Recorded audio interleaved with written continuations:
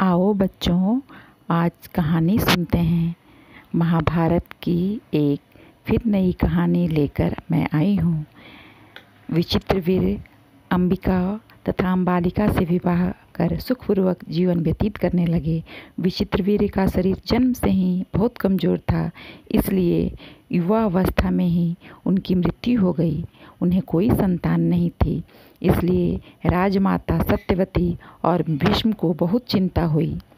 विचित्रवीर्य की मृत्यु से कुरुवंश के अंत होने का भय उत्पन्न हो गया, इसलिए राजमाता सत्यवती ने भीष्म से कहा, कुरुवंश में अब तुम्हारे अतिरिक्त कोई पुरुष जीवित नहीं बचा है, इसलिए कुरुवंश को आगे बढ़ाने के लिए तुम विवाह कर लो। भीष्म ने कहा, माता जी, आप मेरी प्रतिज्ञा को भूल गई हैं क्या? पर मैं अपनी प्रतिज्ञा को कैसे भूल सकता हूँ? मुझे तीनों लोकों और स्वर्ग का राज भी मिल जाए तो भी मैं अपनी प्रतिज्ञा को भंग नहीं कर सकता। तब सत्यवती ने कहा, तुम अपना प्रण छोड़ने के लिए तैयार नहीं हो और मैं कुरुवंश को समाप्त होते नहीं देख सकती।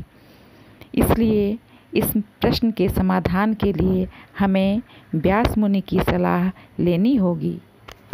भीष्म इस बात से सहमत हो गए। तब सत्यवती ने अपने पुत्र व्यास को बुलावा भेजा। व्यास मुनि तुरंत माँ के सामने आ गए। सत्यवती ने अपनी समस्या व्यास मुनि के समक्ष रखी और इस मामले में उनकी सलाह मांगी।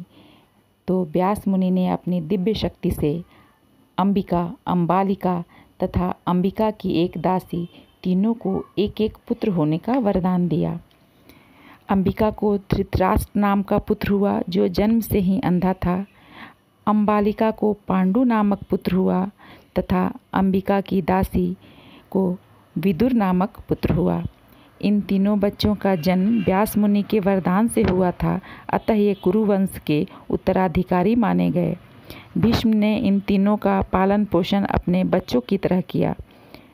धृतराष्ट्र तीनों भाइयों में सबसे बड़े थे, लेकिन वे अंधे थे, इसलिए हस्तिनापुर के सिंहासन पर पांडु का राज्याभिषेक कर दिया गया। इधर जब तीनों राजकुमार बड़े हो गए तो भीष्म ने उनसे कहा, कुरुवंश की निरंतर वृद्धि होती रहे, इस बात का ध्यान रखना तुम्हारा कर्तव्य है। अब तुम लोग विवाह योग्य हो गए हो। गांधार के राजा सुबल और मद्र नरेश की पुत्रियां सभी गुणों से संपन्न एवं कुरुवंश की प्रतिष्ठा के अनुरूप हैं। इस बारे में तुम लोगों की क्या राय है? तब विदुर ने भीष्म से कहा, हमारे माता पिता गुरु सब कुछ आप ही हैं, आपकी आज्ञा का पालन करना हमारा कर्तव्य है। धृतराष्ट्र तथा पांडु ने भी विदुर की बात का समर्थन किया, इसलिए भीष्म ने तीनों राजकुमारों के विवाह की तैयारियां आरंभ कर दी। ये कथा यहीं समाप्त होती है। अगली कथा में हम फिर मिलेंगे, तब तक के लिए बाय।